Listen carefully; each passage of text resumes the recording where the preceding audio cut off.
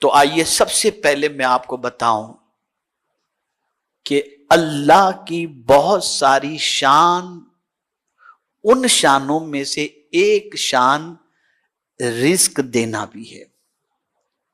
روزی کا رزاق کون ہے؟ بولیے، کون روزی دیتا ہے؟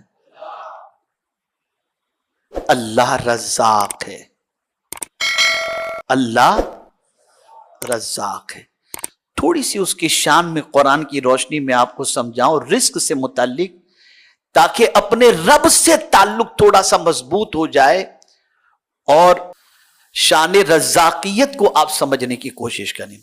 میرے پیارے آقا صلی اللہ تعالی علیہ وسلم کے پیارے دیوانوں، سورہ فاتحہ ہم ہر رکعت کے اندر پڑھتے ہیں۔ اس میں رب نے کیا فرمایا ہے؟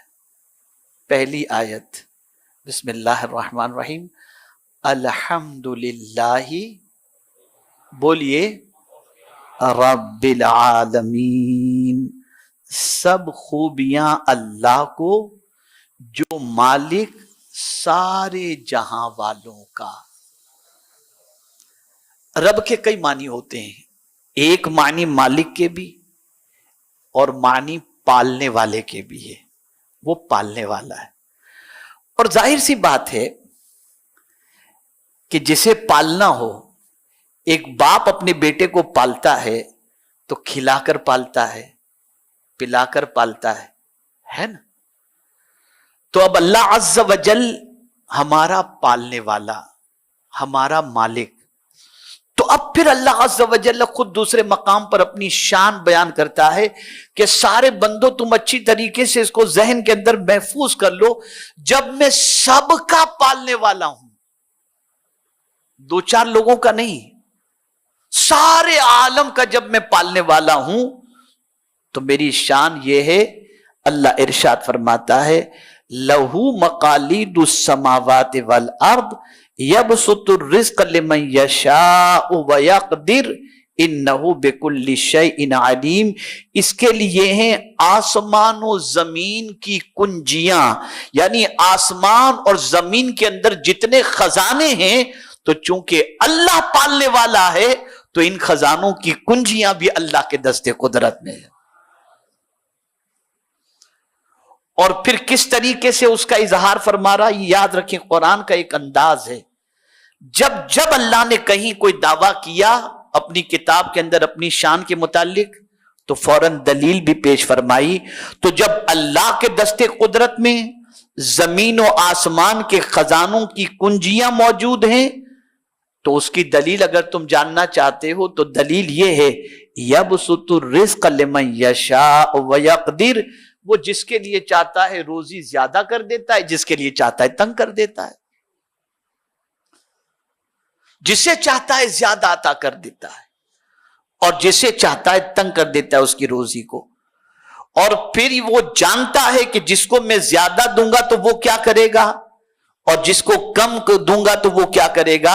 اسی کی دلیل اللہ نے آگے بیان فرمائی، انہ بکل شیء علیم، بے شک وہ سب کچھ جانتا ہے، وہ سب کچھ جانتا ہے۔ میرے پیارے آقا صلی اللہ تعالی علیہ وسلم کے پیارے دیوانوں، ایک سوال پوری دنیا کے مسلمان کے ذہن کے اندر اس وقت گردش کر رہا ہے۔ اب جو بات عرض کرنے جا رہا ہوں، عقیدے کی پختگی اور ایمان پر ثابت قدمی کے لیے اس بات کو ذہن کے اندر رکھنا بے پناہ ضروری ہے۔ اور جو بات اس وقت پوری دنیا کے مسلمان کے ذہنوں میں گردش کر رہی، وہ بات کون سی ہے؟ یار ہم کلمہ پڑھنے والے ہیں لیکن مال کے اعتبار سے تو ہم بہت کمزور ہیں، لیکن کافروں کو دیکھو، مشرکین کو دیکھو، یہود و نصارہ کو دیکھو، ان کے پاس کتنا مال ہے۔ جب ہمارا دین سچا ہے، ہمارا مذہب سچا ہے، تو پھر ہم فاقے میں زندگی کیوں گزارتے ہیں، تنگ دستی میں زندگی کیوں گزارتے ہیں، ہمارے پاس مال کی فراوانی کیوں نہیں؟ اور بہت سارے دنیا دار لوگ اس طریقے کی بات بھی کہتے ہوئے مسلمان دکھائی دیتے ہیں، آپ اتنی نماز پڑھتے ہو لیکن آپ کی حالت دیکھو. اور معاذ اللہ کہتے ہیں یار اپنے تو بس چلتی ہے اپنی زندگی لیکن دیکھو سب کچھ ہے ہمارے پاس. آپ حلال و حرام کا خیال کرتے ہو لیکن آپ کے پاس یہ پرابلم ہے. ہم تو سب کچھ جو ملا لیکن ہماری حالت دیکھو. بیماریاں آپ کے گھر پر، تنگ دستی آپ کے یہاں پر، پریشانیاں آپ کے یہاں، ہمارے یہاں کچھ بھی نہیں. تو لاشعوری طور پر آدمی کا قدم پھسل جاتا ہے اور غیروں کو مالدار دیکھ کر آدمی سوچتا ہے کہ وہ کتنے اچھے ہیں، کتنے سکون میں ہیں، اور ہماری حالت یہ. اس کا جواب قرآن نے دیا ہے. اس کو سمجھو. اللہ عز و جل ارشاد فرماتے اللہ یبسط الرزق لمن یشاء ویقدر وفرحوا بالحیات الدنیا وما الحیات الدنیا فی الآخرہ الا متاع. میرے پیارے آقا صلی اللہ تعالی علیہ وسلم کے پیارے دیوانوں، اللہ عز و جل ارشاد فرماتا ہے اللہ جس کے لیے چاہے رزق کشادہ اور تنگ کرتا ہے، اور کافر دنیا کی زندگی پر اترا گئے. یعنی جس کو دنیا بہت زیادہ دی گئی وہ دنیا کی زندگی پر اترا گئے. ہمارے پاس تو سب کچھ ہے، ہمارے پاس کوئی کمی نہیں. تو جن کو دنیا کی متاع دے دی گئی، دنیا کی چیزیں دے دی گئی، وہ اس میں اترا گئے. میرے پاس تو یہ ہے، میرے پاس تو یہ ہے، میرے پاس تو یہ. اب قرآن ان دنیا کی چیزوں کے بارے میں فرماتا ہے وَمَا الْحَيَاةُ الدُّنْيَا فِي الْآخِرَةِ إِلَّا مَتَاعٌ. اللہ ارشاد فرماتا ہے دنیا کی زندگی آخرت کے مقابل نہیں مگر کچھ دن برت لینا. یعنی یہ دنیا کی زندگی میں جو چیز تمہیں ملی ہے، یعنی کافروں کو دنیا میں بہت ساری چیزیں مل گئی لیکن آخرت میں زیرو. آخرت میں انہیں کچھ نہیں ملے گا. مومن اگر دنیا میں تنگ دست ہے تو آخرت میں اسے جنت اللہ عطا فرما دے گا. تو آخرت میں سب سے اہم چیز جہاں پرماننٹ رہنا ہے وہ پرماننٹ والی جگہ جہاں پر اللہ عز و جل کیا عطا فرمائے گا؟ جنت تو عطا فرمائے گا. اب ایک بات عرض کروں گا آیت کی روشنی میں تو آپ کا ایمان تازہ ہو جائے گا. آپ دنیا میں جو چیز چاہتے ہیں وہ آپ کو شاید نہ ملے، ہے نا. آپ چاہتے بنگلو ہو، گاڑی ہو، نہیں ملتی.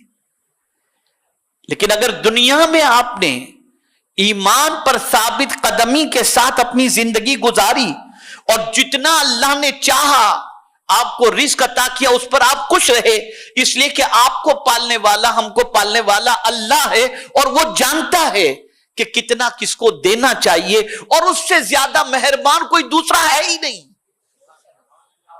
وہ رحمان و رحیم ہے. وہ اپنے بندوں کا بھلا چاہتا ہے، اپنے بندوں سے پیار کرتا ہے اور وہ سب کا پالنے والا ہے. اللہ نے جتنا دیا اس پر آپ راضی رہے، ہم راضی رہے، ایمان پر ثابت قدم رہے، تو پھر مولا فرماتا ہے میرے بندے یہ دنیا تو ختم ہو جائے گی. اگر کوئی بلینر بھی ہے نا تو مر جائے گا تو سب یہیں رہ جائے گا، کچھ لے کر وہ جانے والا نہیں ہے. لیکن جہاں ہمیشہ رہنا ہے وہاں کیا ہوگا؟ تو قرآن کہتا ہے دنیا میں تیری تمنائیں پوری نہیں ہوئی نا، اب آخرت میں تیرا معاملہ یہ ہوگا وَلَكُمْ فِيهَا مَا تَشْتَهِي أَنفُسُكُمْ. تو جو چاہے گا آخرت میں تجھے عطا کر دیا جائے گا. تو جہاں مسلمان پرماننٹ رہنے والا ہے وہاں جو چاہو گے اللہ عطا فرمائے گا. تو یہ دنیا کے انسانوں کے پاس، کافروں کے پاس مال و دولت کی فراوانی دیکھ کر گھبرانے کی ضرورت نہیں، اس لیے کہ ان کے لیے دنیا ہے، ہمارے لیے آخرت ہے.